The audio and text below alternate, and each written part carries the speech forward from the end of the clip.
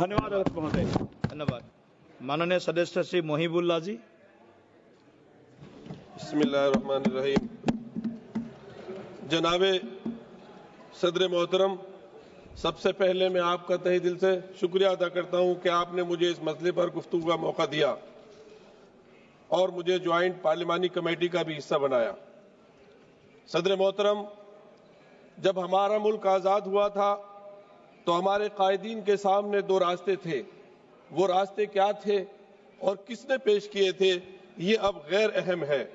असल बात यह है कि हमारे रहनुमाओं की दूरंदेशी और अक्लमंदी की बदौलत मुल्क में हर मजहब को परवान चढ़ने, फलने फूलने और अपने इदारे चलाने की आजादी दी गई, जो कि हमारे आइन की आर्टिकल 25 और 26 में मौजूद है। ये हक महज एक आईनी हक नहीं बल्कि बुनियादी हुकूक का हिस्सा है। आज हमारे ऐवान के सामने जो वक्फ तरमीम बिल पेश किया गया है, ये न सिर्फ हमारे बुनियादी हुकूक की खिलाफ वर्जी है बल्कि राइट टू इक्वलिटी के भी साफ खिलाफ है। इसको सदर मोहतरम मुल्क की दूसरी मेजोरिटी कभी कबूल नहीं करेगी। सदर मोहतरम, इस बिल में सबसे पहली तरमीमी वक्फ एक्ट के नाम तब्दील करने की है। मैं कहता हूं नाम बदलना तो एक मामूली बात है, क्योंकि असल में जो तब्दीलियां की जा रही हैं उनका वक्फ के बुनियादी उसूलों और फिक़ही कवाइद से दूर दूर तक कोई वास्ता नहीं है। इस तरमीमी कानून का मकसद वक्फ के इदारे को कमजोर करना और उसे बेअसर करना है। तारीखी तौर पर वक्फ के जितने भी कवानीन बने हैं वो इस उसूल पर कायम थे कि मजहब में दिए गए वक्फ के उसूलों और शराइत को खत्म ना किया जाए। सन 1913 का मुस्लिम वक्फ एक्ट, जिसका माननीय मंत्री जी हवाले दे रहे थे, इसी नियत से लाया गया था कि वक्फ के उसूलों को कानूनी तौर पर तस्लीम किया जाए, ना कि उन्हें तब्दील किया जाए। सन 1923 में, सन 1954 में, सन 1995 और 2013 के तमाम तरामीम वक्फ के तहफ़्फ़ुज़ की नियत से लाए गए थे और इसको कुव्वत देने के लिए लाए गए थे, ना कि उसको कमजोर करने के लिए लाए गए थे।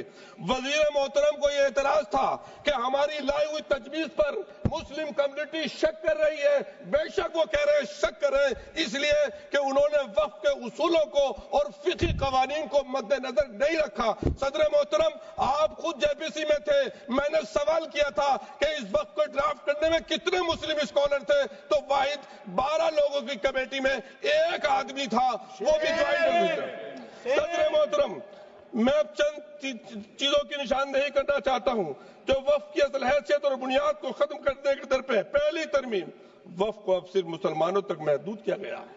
मैं दिल पर हाथ रखकर कह सकता हूं सदर मोहतरम, एक जाती वाक़या बयान करता हूं, पार्लियामेंट की मस्जिद के सामने रहकर सारे देशवासियों के लिए दुआ करता हूं। मैं अब दुआ कैसे करूंगा जब ये महदूद कर दिया जाएगा। मैं एक वाक़या आपको बयान कर रहा हूं। अभी राजस्थान में गया, तिजारा के पास एक गांव हसनपुर है, उस शादी में गया, अजान की आवाज आई। मैंने कहा यहाँ मस्जिद कहाँ है भाई? जब मस्जिद देखी वो बड़ी सुंदर मस्जिद थी। मैंने पूछा ये मस्जिद कैसी है? उन्होंने बताया कि यहाँ 400 साल पहले कोई दुर्वेश थे, इस पेड़, वो पेड़ भी अभी बाकी है, वो यहाँ बैठते थे और यहाँ से हमारे हिंदू महाराजा जी गुजर रहे थे, उनको बीमारी थी, वो ठीक नहीं हो रहे थे। किसी ने कहा कि उनसे दुआ करा लीजिए, उन्होंने दुआ की, वो ठीक हो गए। बाद में जब गए तो महारानी ने कहा कि अपने लिए दुआ करा के रहे, तुम्हारा वारिस कोई नहीं है। वो फिर दोबारा गए और अल्लाह ने उनको उनकी दुआ को। हमारे देश सूफी ऋषि मुनियों का देश है, ये वलियों का देश है, ये तमाम धर्मों की जो रूहानी शख्सियात है उनका देश है। आप दुआ करने से रोक रहे हैं सर, गैर मुस्लिम को वक्फ करने से रोक रहे हैं आप सर। गुज़िश्ता सर, एक इसके अलावा मुसलमानों को भी अपने ईमान का सबूत देना होगा। सर, मैं इमाम हूं, इमाम हरम मक्के का हरम भी किसी शख्स को यह सर्टिफिकेट के लिए मजबूर नहीं दे सकता कि वो प्रैक्टिसिंग मुस्लिम है।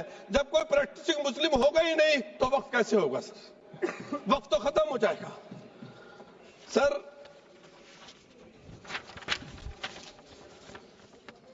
वक्त बाय यूजर, जिसके मुताबिक अगर वक्त की दस्तावेज ना हो, डॉक्यूमेंट्स ना हो, वक्त करने वाले की शनाख्त ना हो, तो लंबे अरसे से जारी इस्तेमाल को वक्त माना जाता है। यह उसूल हमने नहीं बनाया, प्रीवी काउंसिल के फैसलों से बाज़ाब्ता तौर पर यह उसूल माना गया।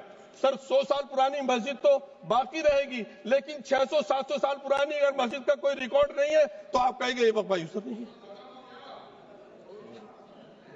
अरे सर कितना हम लोग यकीन करें।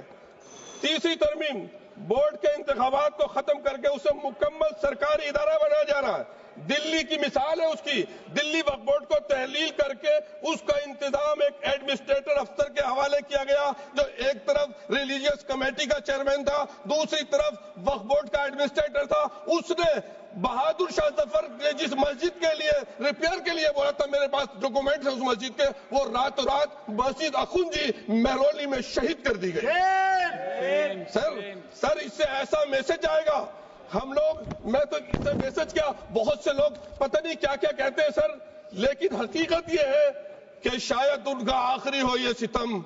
हर सितम सोच के हम ये सह गए, हम वफा करके भी तना रह गए। हमारा नाम क्यों नहीं लिया जाता आजादी के? कितनी कुर्बानियां दी हैं सर।